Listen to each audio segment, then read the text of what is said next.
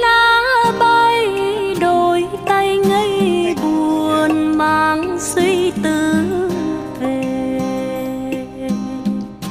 Đầy đôi mắt nhung kiêu xa môi mềm tìm đến cơn mê.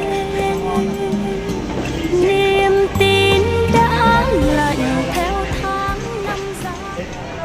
We're famous for the noodles. Very near Da Nang.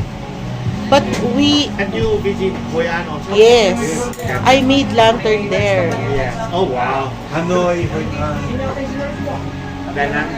Da Nang, Yeah. Sabah. Wow. But we Sabah is haven't good, it's like Baguio. Yes. we haven't been to Ninh Binh. No paano? We're planning to go back there and we plan to stay in Ninh Binh. Yeah, it's nice. Should visit the longest stay in the world. We have that one. Longest Cave. cave. Underground.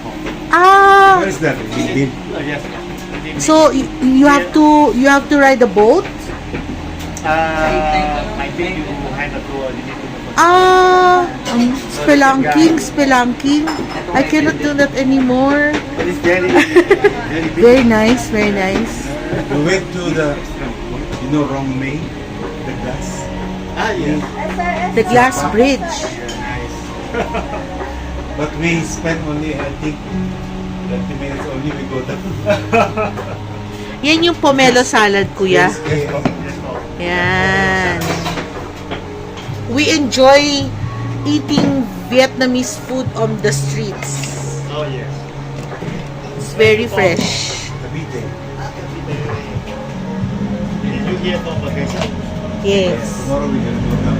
Ah, We went to Lake Tabeo. Have you been there in Kabayan, Benguet? Ganda. did you also fly Pulang already? No, I cannot do that anymore. We were at the base. Ah, okay. Ikaw, nag-hike ka? Wow! Oh, bata ka pa. You're still young. No. Not yet. How many years now? Ayan yung order namin. Yan yung strawberry, no? You have family in Strawberry light. Filipina. So this restaurant is authentic Vietnamese food. Depend on the taste of the people. Kasi some people, they want Pacific taste. Tsaka it also, the gulay we have here, not complete like in Vietnam. Like the Thai basil, we cannot find here in Baguio. Yeah. The leaf, Thai basil. the long leaf, like there's a sauce. Yeah. We cannot find here in the Philippines. It goes kasama well with toge and Thai basil and then that I forget, but So here you use the basil with the wide leaves. we use Italian basil. Yeah, Italian basil. Mint and wang soy, cilantro. We have been here. We've eaten here about 3 times already, no? We made Yeah. a vlog here. Here, Oh, talaga. several years ago. Short video only. But now it's longer because you're here. The boss is here. So everyone, when you're here in Baguio City, don't fail to visit Yes Pa. Yes, po. Yes Pa. What's your location, sir? Here. Exact location. We are located at S building. S building. Same building at the Pacific. The road. What's the road? Name of the road? This one we call it Upper Session Road. Upper Session. Okay. So this is where you can get to taste authentic Vietnamese cuisine. Because sir, here is authentic Vietnamese, married to a Filipina. So thank you very much, Eugene Princess. And our YouTube channel is Chubby Mataba Travels. Like and subscribe. Thank you. So what's your name, sir? Ito po. Peter Trin. Yes, po. We had a tour guide named Peter. Yeah. In And Vietnam. In Saigon. Oh wow.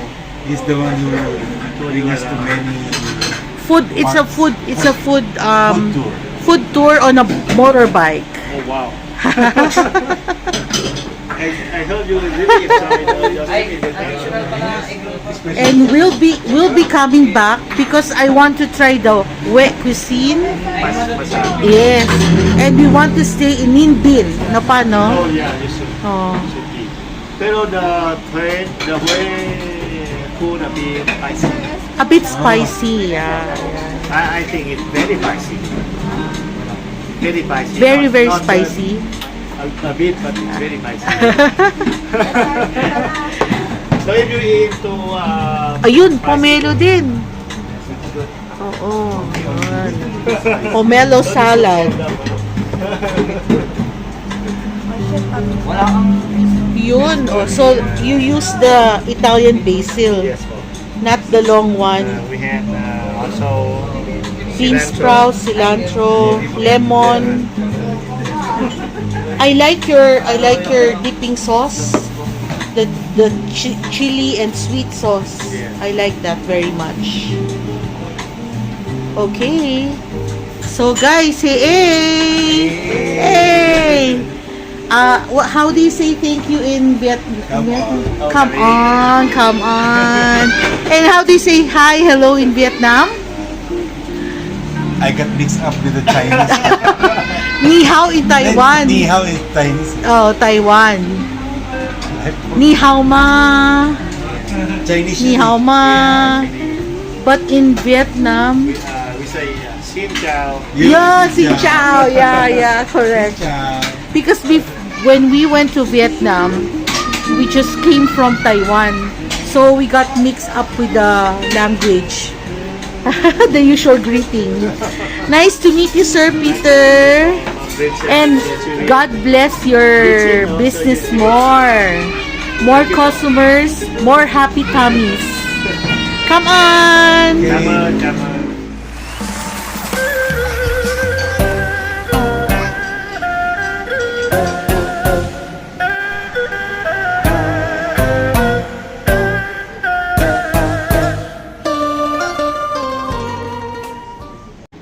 Abu is about to taste this Yes Foss strawberry lime cooler.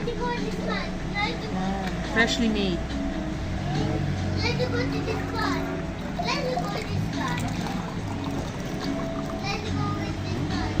Cheers!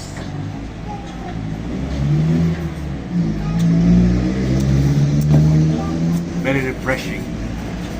Parang fresh pieces of fruits. Now Abu is about to taste the egg roll, fried egg roll.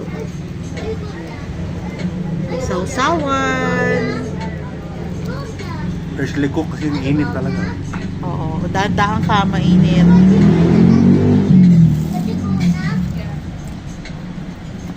Sarap. Come on, ano? Sabi nila ng masarap.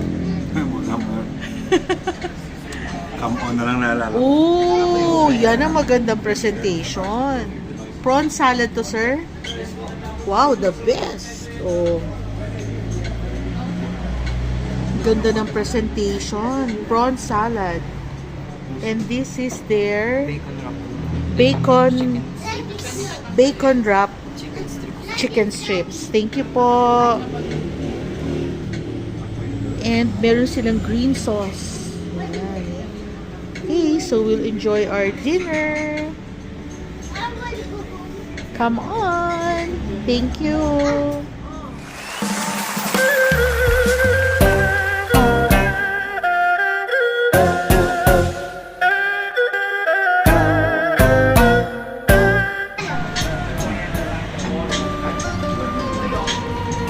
Chicken wrap with bacon and with green sauce. Let's try.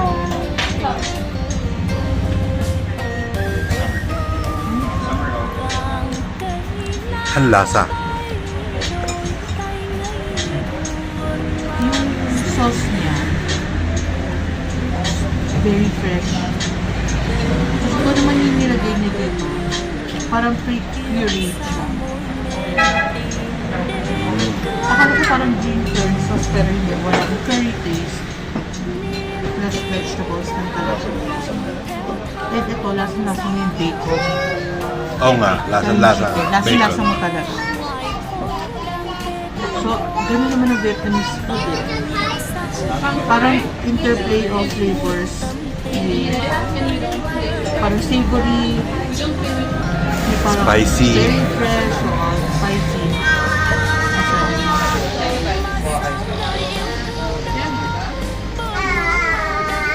Go.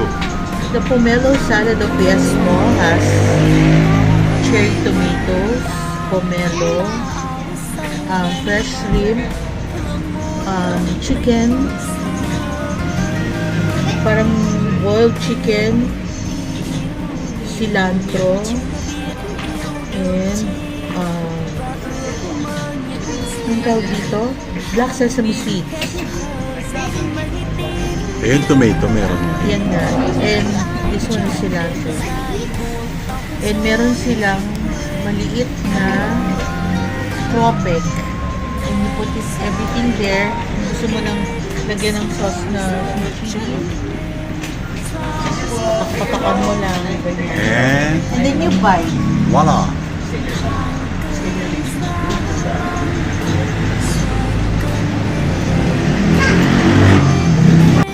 Chicken or beef? I think beef.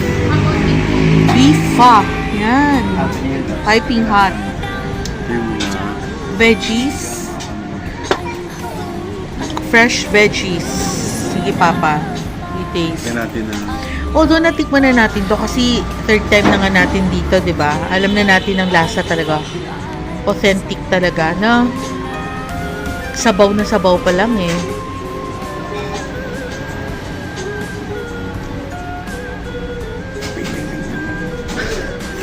Kinamay na talaga ni Abo. Soup muna pa, soup. You try the soup first.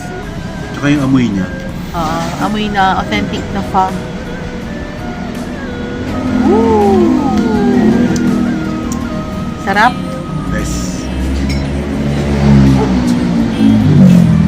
So, sarap to pag naulan-ulan, ano? Oo. Tapos ang noodles nila parang Meron ko kung rice noodles. hofan. Parang hofan rice noodles na. Palengke sa Vietnam, ang dami na ito, di ba? Oo. Actually, sa kanila, gumagawa sila ng mga ganyan. Yung iba, nilalagyan ng hibe. Iba na papa na clean ang taste. Clean. Sarap sa tiyan, no? Try mo. Sige, try ko rin. Enjoy mo muna, Papa, habang mainit pa. Sige, enjoy ka muna. Habang mainit pa. Sige.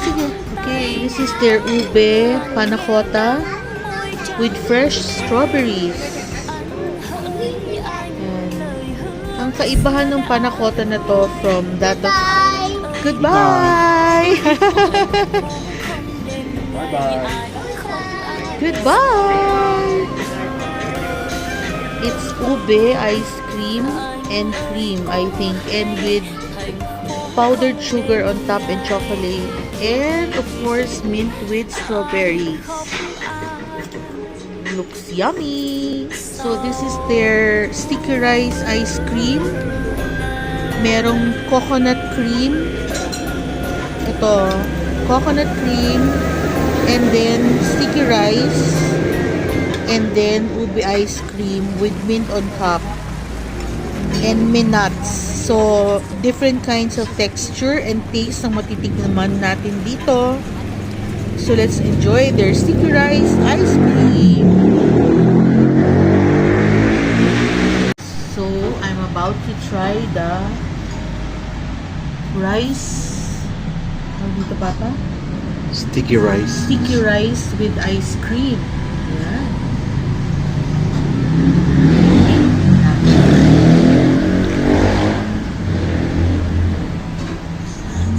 Oh, nag-meditate pa.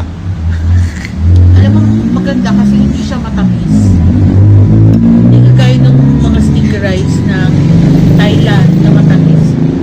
ito nagko-complement yung subtle taste ng sticky rice sa sweetness ng ice cream. Ano yung white? Ano siya? Peanuts. Itong white liquid, coconut cream. Mm.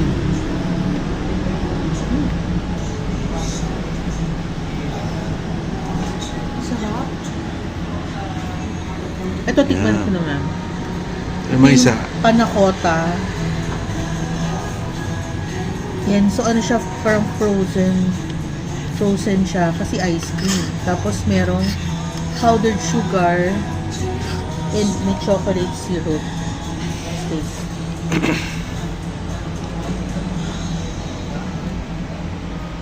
Ang sarap sa dila. Kasi malamig. Tapos, hindi siya matamis. Kaya masarap siyang kainin. Ang nagpapatamis lang dito yung powdered sugar. Kaya kung gusto mo subtle taste lang, huwag mo na lang lagyan ng powdered sugar. Ice cream lang. Pero actually panakota siya, parang leche flan.